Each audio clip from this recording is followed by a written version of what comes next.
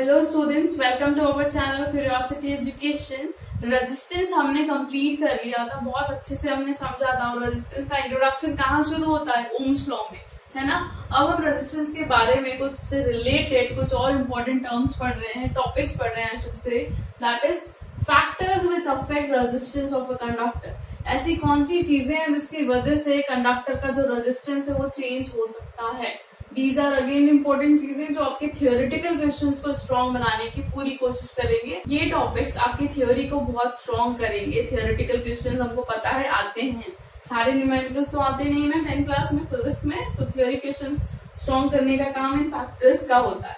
जब भी आप फैक्टर्स याद कर रहे हैं या समझ रहे हैं तो टॉपिक नंबर 1 होता है उन फैक्टर्स की हेडिंग याद रखिए। वैसे तो आपको उनकी डिटेलिंग्स भी नहीं भूलना चाहिए, बट हमने देखा है कि जनरली आप डिटेलिंग भी भूल जाते हैं और हेडिंग्स भी भूल जाते हैं। तो first point, very first key term to learn the factors, whenever आप केमिस्ट्री में पढ़ रहे हैं, फिजिक्स में पढ़ रहे हैं, कहीं भी आप फैक्टर्स पढ़ रहे हैं, maybe in Hindi also, try to learn the headings. अगर आपकी हेडिंग सही होगी तो फिर अंदर जो आप लिख रहे हैं या भर रहे हैं थोड़ा बहुत हम मैनेज कर लेंगे वाइल चेकिंग, बट कोशिश करिए कि दोनों चीजें अच्छी हो, but preference is always given to the headings. ठीक है, this is the key thing to learn factors, याद रखिए इसे। तो अब हेडिंग्स की बात हुई तो हम पहले सारी हेडिंग्स डिस्कस कर लेते हैं कि कौन से फैक्टर्स है जिन पर डिपेंड करता है रेजिस्टेंस ऑफ अ कंडक्टर। ठीक है, so the very first factor is length of the conductor. अगर लेंथ कंडक्टर की चेंज करी, बढ़ाई कम करी, वो हम बाद में देखेंगे। अगर चेंज करी तो resistance of the conductor change होगा। ये एक फैक्टर है जिसकी वजह से रेजिस्टेंस चेंज होगा। ऐसा तो नहीं है ना कि हमें पूछना पड़ेगा कि what is resistance. If you don't know the resistance, go to the introductory part of VNI graph और go to the introductory part of Ohm's law, learn the resistance and then come and watch this video। क्योंकि अगर resistance नहीं पता है ना, उसका सारा खेल क्या है, जादू रेजिस्टेंस का, तो ये नहीं समझ में आएगा ना हमें। So this is length of the conductor. Second is area of cross section of the conductor. ठीक है, अब सबसे पहला टर्म अराइज होता है एरिया ऑफ क्रॉस सेक्शन। क्या होता है इसको समझे बिना हम आगे नहीं बढ़ सकते, वरना साल बीत जाएगा और हमें इसका मतलब ही नहीं पता होगा। ठीक है, जब भी हम इलेक्ट्रिसिटी या करंट पढ़ रहे हैं, एरिया ऑफ क्रॉस सेक्शन का मतलब वो सेक्शन जहां से करंट एंटर कर रहा है। फेस, कौन सा फेस है, कौन सा एरिया जिसे फेस करके करंट एंटर कर रहा है। Just imagine again this is a metal rod और अ वायर। तो यहाँ से अगर करंट एंटर कर रहा है तो मैं बोलूंगी एरिया ऑफ क्रॉस सेक्शन ये है। इट इज नॉट फिक्स कि वो सर्कुलर होगा, शेप होगा, मैं ये नहीं कह रही हूँ। यहाँ से एंटर कर रहा है तो मैंने इससे एरिया ऑफ क्रॉस सेक्शन बना दिया। यहाँ से एंटर कर रहा है तो this becomes area of cross section. अगर मैंने वायर का चेंज कर दिया, स्लाइड उसकी पोजीशन चेंज कर दी और एंटर यहाँ से कर रहा है, तो this whole area becomes the area of cross section. तो वो फेज जहां से एंटर करता है करंट, उसको हम एरिया ऑफ क्रॉस सेक्शन बोलेंगे। क्लियर है? Third point is material of the conductor. What? Material of the conductor. And the last one is temperature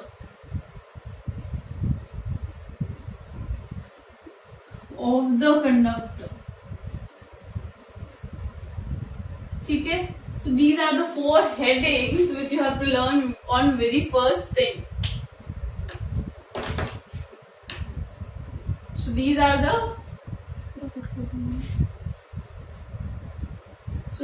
the 4 headings जो आपको सबसे पहले याद करनी है। तो पॉज करके याद कर लीजिए, या फिर लेक्चर खत्म होने के बाद सबसे पहले इन्हें याद कर लीजिए, फिर दूसरी चीज करिए। हेडिंग्स याद हो गई तो टॉपिक रेडी है, आई एम टेलिंग यू, करके देखिए, ऐसा ही होता है।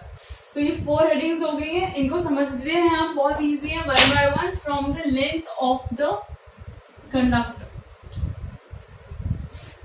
क्या बोल रहे हैं हम कि जो रेजिस्टेंस है कंडक्टर का वो उसकी लेंथ पर डिपेंड करता है। कैसे डिपेंड कर रहा है देख लेते हैं। देखिए, अकॉर्डिंग टू एक्सपेरिमेंट, हम जो फैक्टर्स पढ़ते हैं ना, हम एक्सपेरिमेंटली चीजें जो हो चुकी है उन्हें समझने की कोशिश करते हैं। This you have to keep in your mind very well. ठीक है, तो on experimental basis it is proved that resistance of a conductor is directly proportional to the length of the conductor. Directly proportional का मतलब बताया था ना, एक चीज ध्यान से समझना, मैं अभी बता रही हूँ, खत्म होने के बाद भी बताऊंगी फैक्टर्स कि जो रेजिस्टेंस है, this is R what resistance, L is in length, resistance इस पे डिपेंड कर रहा है। जब भी हम ये जो टर्म्स यूज करते हैं ना, डायरेक्टली प्रोपोर्शनल, इनवर्सली प्रोपोर्शनल, हमेशा उसमें एक क्वांटिटी होती है जो डिपेंडेंट होती है, डिपेंडेंट, एंड एक क्वांटिटी होती है इंडिपेंडेंट। तो यहाँ पर आर, हम वैसे भी बोल रहे हैं ना कि आर रेजिस्टेंस किन फैक्टर्स पर डिपेंड करता है, तो ये तो डिपेंड कर रहा है ना, ये किसी फ्री तो नहीं है, it depends on length, it depends on area of cross section of a conductor, it depends on temperature of the conductor, it also depends of the type of material, है ना। तो this is a dependent quantity, और इस side हम जो भी पढ़ेंगे वो independent quantity होगी। this is a very important thing समझने के लिए, why I am telling you right now। तो हम ये बोल रहे हैं, if length of the conductor becomes twice or double, as you write, double, then the resistance also gets double।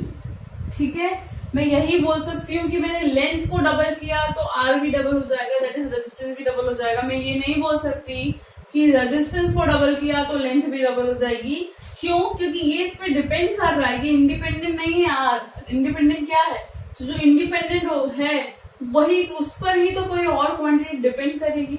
लिखने का स्टेटमेंट समझ रहे हैं? अगर आपको, आप ऐसा ना हो, व्यू मैंने देखा है गलती से आप ऐसा ना लिखें कि if resistance gets double or becomes double or twice, then length also becomes twice। हम बोलते हैं ना, दो तरीके से बोल सकते हैं, नो, या आप इनिशियली सीख ले। मैं बहुत बेसिक चीजें, हम जब ग्राफ पढ़ रहे हैं तो जिन चीजों पे पॉइंट आउट करना है मैं आपको इनिशियली समझा रही हूँ, क्योंकि अभी हम 10th क्लास में हैं, सारी चीजें हम नई नई सीख रहे हैं। अगर आप अभी अपने कंसेप्ट बहुत अच्छे से क्लियर रखेंगे तो आपको कोई प्रॉब्लम नहीं आएगी, क्योंकि कुछ चीजें होती है जो हमने सीख ली तो सीख ली, है ना। So this is very important to understand कि आप किसके रिस्पेक्ट में लिखेंगे। If length this of the conductor becomes double, अगर मैं इसको मल्टीप्लाई बाय 2 करूंगी तो ये भी मल्टीप्लाई बाय 2 हो जाएगा। मेरे बोलने का मतलब ये होगा, मैं ये नहीं बोलूंगी कि रेजिस्टेंस को डबल करूंगी तो लेंथ डबल हो जाएगी। क्लियर है? सो ये मतलब था डिपेंडेंट और इंडिपेंडेंट क्वांटिटी का। तो ये तो समझ में आ गया, डायरेक्टली प्रोपोर्शनल का हमने साइन लगा दिया। अब इसे जो स्टेटमेंट लिखा है इसको थोड़ा प्रैक्टिकली करके देखते हैं। हम क्या बोल रहे हैं, if the length of the conductor becomes double. फिर से ये क्या है, जो लोग ऑलरेडी अभी तक मुझे देख रहे हैं वो समझ गए होंगे, this is a metal wire और अ कंडक्टर। हम सपोज कर रहे हैं, नहीं, हाँ। सो ये है सेम साइज का, मैंने एक और ले लिया, मैंने इसको डबल कर दिया। ये होता है, ध्यान से समझना, यहाँ तो बड़ा इजी लग रहा है। अगर मैंने इसे डबल करा तो रेजिस्टेंस बढ़ गया है। रेजिस्टेंस बढ़ने का मतलब, एक चीज तो एक समझिए, डबल करने का मतलब है मैंने लेंथ बढ़ा दी है मेरे कंडक्टर में। पहले मेरे पास ये कंडक्टर था, मैंने उसको ये अगर जोड़ दिया, इसी के साइज का है ना, मैंने डबल कर दिया, ठीक है। तो ये क्या हो गया, लेंथ बढ़ गई है, ठीक है। तो डबल करना मतलब लेंथ बढ़ाना होता है, बहुत बेसिक सी चीज है। अगर ये L था तो ये 2L हो गया है, समझिए मेरी बात। अब डबल करने से क्या होगा, रेजिस्टेंस जो होगा वो भी डबल हो जाएगा। इसका मतलब कि अगर इलेक्ट्रॉन्स इसमें से ट्रैवल कर रहे थे वन टाइम, तो यहाँ पर जब ट्रैवल करेंगे तो उन्हें ज्यादा रेजिस्टेंस फील होगा। लेंथ बढ़ाने से रेजिस्टेंस बढ़ता है। इससे मैं ये ऑब्जर्वेशन निकाल सकती हूँ, लिखा यही है, लेंथ बढ़ा दी तो रेजिस्टेंस बढ़ गया। तो ऐसे इंस्ट्रूमेंट जहां पर हमें रेजिस्टेंस क्या करना है, बढ़ाना है, तो हम उस पर्टिकुलर मेटल को क्या कर देंगे, खींच के बड़ा कर देंगे, सेम साइज का फिर से जोड़ देंगे, ताकि क्या बढ़ जाए, रेजिस्टेंस बढ़ जाए। हमें ऐसी जरूरत पड़ती है जहां पे हमें रेजिस्टेंस बढ़ाने की जरूरत पड़े। तो लेंथ से बढ़ने से क्या होगा, रेजिस्टेंस बढ़ेगा। क्लियर है? बहुत अच्छे से। अगर लेंथ कम कर दूंगी तो रेजिस्टेंस कम हो जाएगा। तो ऐसे प्लेसेस, ऐसे इंस्ट्रूमेंट्स या ऐसी कंडीशंस जहां पर हमें रेजिस्टेंस कम करना है, क्या करना है, कम करना है, तो हम लॉन्गर लेंथ नहीं लेंगे, मेटल की, हम शॉर्टर लेंथ लेंगे क्योंकि लेंथ कम होगी तो क्या होगा, रेजिस्टेंस भी कम होगा। प्रैक्टिकली समझिए आप चीजों को, लेंथ कम होगी तो रेजिस्टेंस कम होगा। अब जो करंट है उन्हें सिर्फ इतने से एरिया में ट्रैवल करके जाना है तो चले जाएंगे, लेकिन मैंने डबल कर दिया, अब उन्हें इतना जाना है। मैंने आपको कहा था मेटल हो या कुछ भी हो, डिस्टर्बेंस तो होता है, रेजिस्टेंसेस और अपोजिशन और ऑब्स्ट्रक्शन। लेंथ बढ़ाने से ऑब्स्ट्रक्शन बढ़ जाएगा, लेंथ कम करने से ऑब्स्ट्रक्शन या अपोजिशन कम हो जाएगा, दैट इज रेजिस्टेंस कम हो जाएगा। कंसेप्ट समझिए प्रैक्टिकली, तो ये फैक्टर्स याद हो जाएंगे। इसमें सब इतना ही है, लेंथ बढ़ाएंगे तो रेजिस्टेंस बढ़ेगा, लेंथ कम करेंगे तो रेजिस्टेंस कम होगा। This is our factor number 1। Factor number 2 क्या था वो, area of cross section. Area of cross section समझ में आ गया ना, क्या हो गया, of conductor. Area of cross section of conductor का क्या इफेक्ट होगा रेजिस्टेंस पर, ठीक है। Experimentally, the resistance of a conductor is inversely proportional to the area of cross section.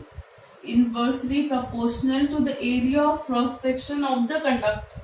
Statement लिख लीजिए, the resistance of a conductor is inversely proportional to the area of cross section of the conductor. ठीक है, इसका मतलब inverse relation है। Inverse relation में एक quantity बढ़ती है तो दूसरी कम होती है।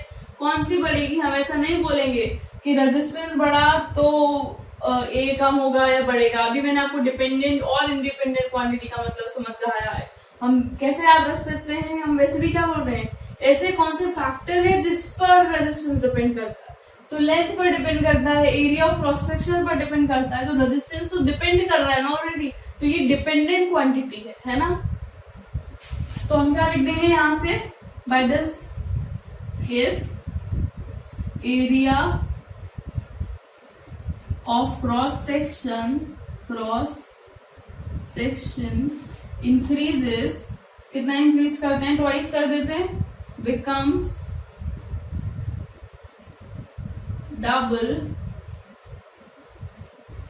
देन रेजिस्टेंस क्या होगा, रेजिस्टेंस का जल्दी answer, yes, it becomes half, resistance become half, यही तो अभी हमने सीखा था, अगर एक क्वांटिटी बढ़ रही है तो दूसरी क्वांटिटी कम होती है, उतनी ही in case of inverse relation. ये इनवर्स रिलेशन है, ये डायरेक्ट रिलेशन था, ठीक है। नेक्स्ट उल्टा भी लिख सकते हैं, if area of cross section, if area of cross section becomes half, then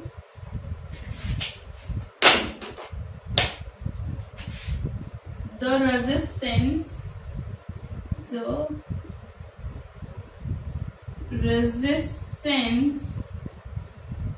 becomes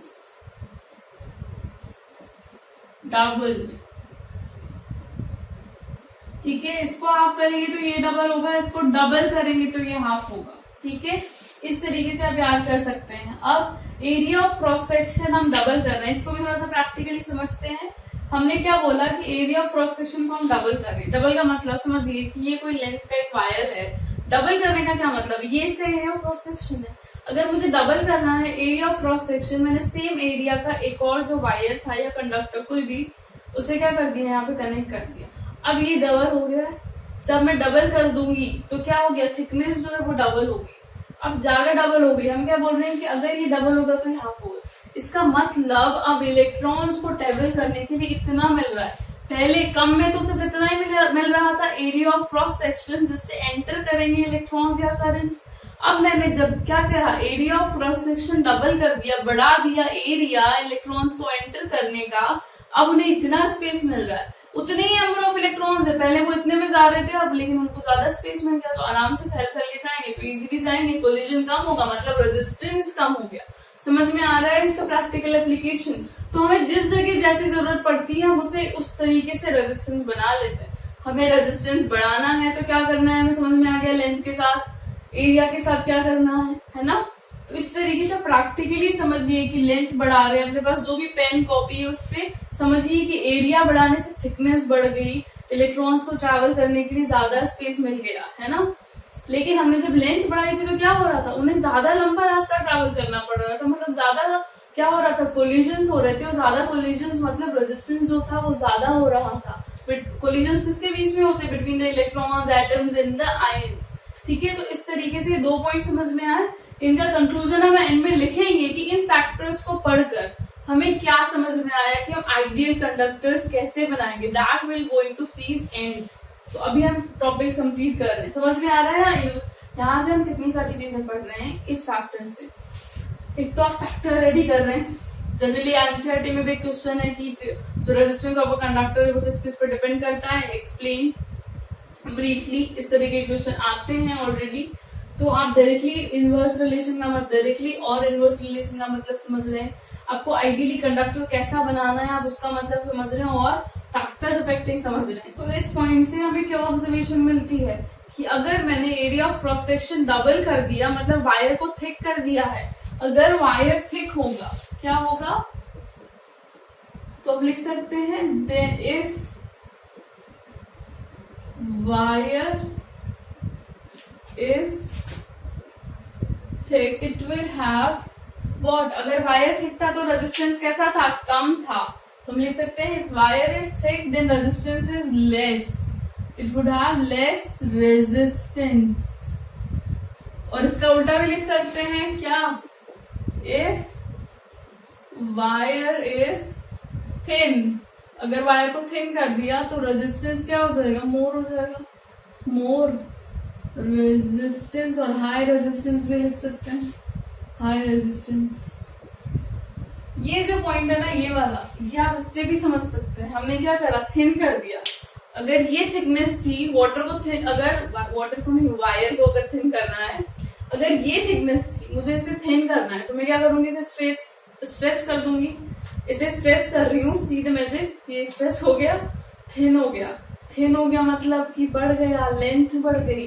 पहले हाफ थी ना, पूरी बढ़ गई, अब लेंथ बढ़ेगी तो क्या होगा, रेजिस्टेंस बढ़ेगा। अब ये दोनों पॉइंट को एक दूसरे से कनेक्ट करके समझ सकते हैं। These 2 points are very very interesting. आप प्रैक्टिकली समझने की कोशिश करिए। पहले थिक था, पहले मैंने क्या लिखा, if the wire is thick this is thick, तो रेजिस्टेंस कम है वो मैं ऑलरेडी समझा चुकी हूँ। अगर वायर थिन बन गया, थिन बन गया मतलब क्या, मैंने इसी वायर को स्ट्रेच कर दिया, ये स्ट्रेच हो गया। अब इसकी लेंथ डबल हो गई ना, लेंथ डबल होगी तो क्या होगा, रेजिस्टेंस भी डबल हो जाएगा, है ना। तो इस तरीके से प्रैक्टिकली समझिए। यहाँ पर हम एरिया ऑफ क्रॉस सेक्शन की बात कर रहे हैं, और जनरली हम एरिया किससे समझते हैं, जो वैसे भी सर्कुलर, वायर की बात करें तो सर्कुलर एरिया है, तो किससे समझते हैं हम, डायमीटर से। तो उस तरीके से भी हम इसकी वैल्यू निकाल सकते हैं, ठीक है। If thickness of wire is circular then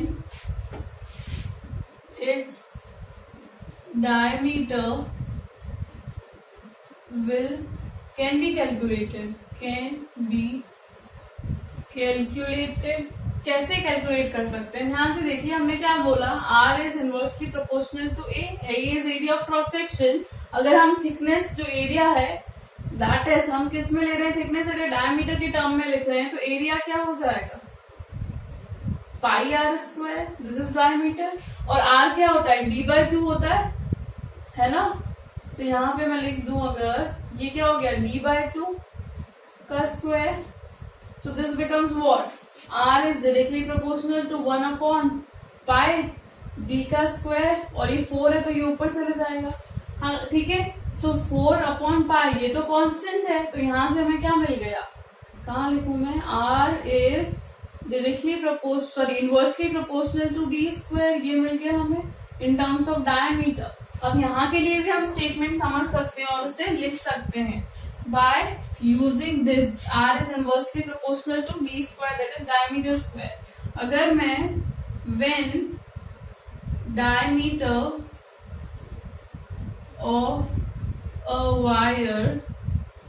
of a wire becomes twice 2 times लिख देते हैं हम, 2 times, then the resistance becomes 1/4 times, और 1/4 भी ले सकते। अगर मैं से 2 टाइम करूंगी तो हम कर दें R is directly equals to लगा देते हैं, तो 1/d², d को हम 2 टाइम्स कर रहे हैं तो 2 का स्क्वायर क्या होगा 1/4, तो आर क्या बन गया 1/4 टाइम, या 1/4 बन गया, है ना। ऐसा ही उल्टा भी कर सकते हैं, अगर मैंने इसे 1/4 टाइम किया तो ये कितना हो जाएगा 2 हो जाएगा, 20 हो जाएगा।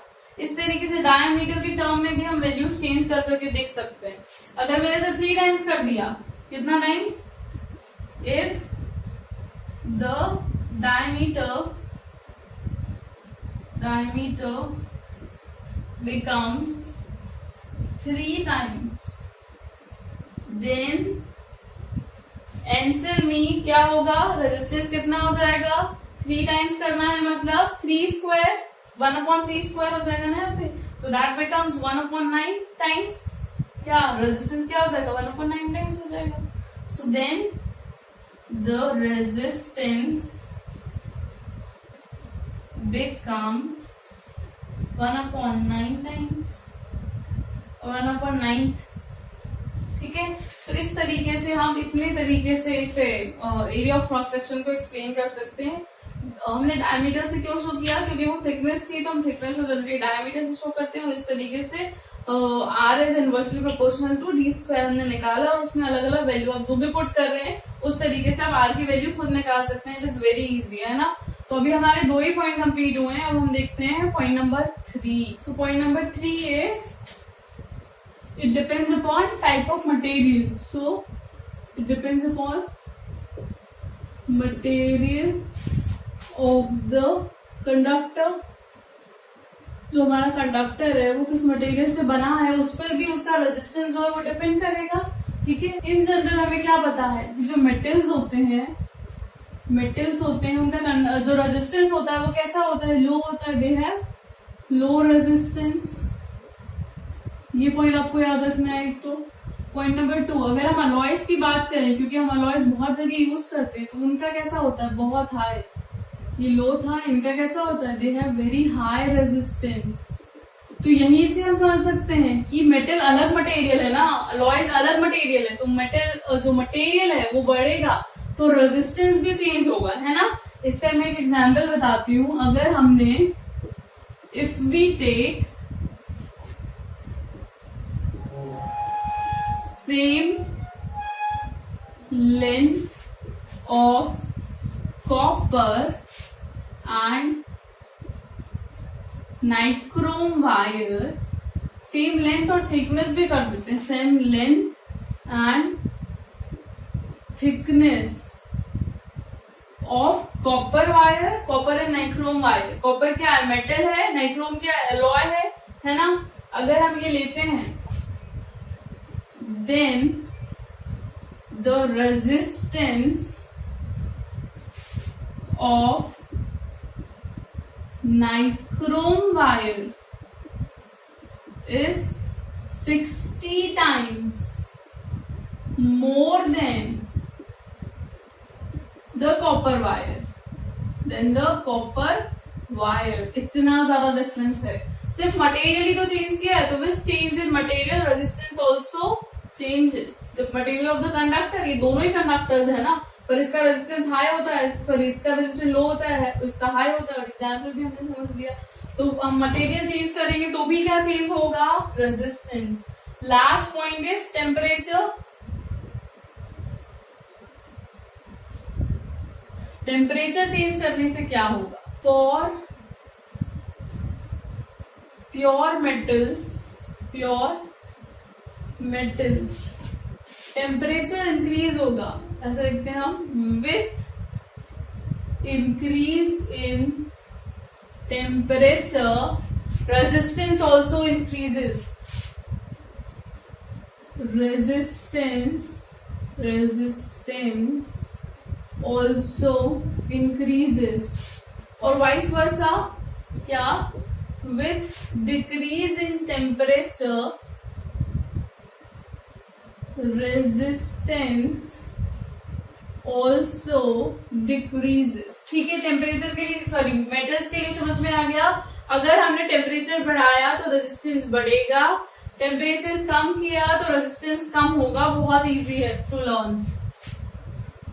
अब ये तो हो गया for pure metals, but for alloys like, हमने 3 अलॉयज याद किए थे और वो किससे मिलकर बने ये भी हमने डिस्कस किया था। मैं बता रही हूँ आपको फिर से। Nichrome, manganin, sorry manganin and Constantine.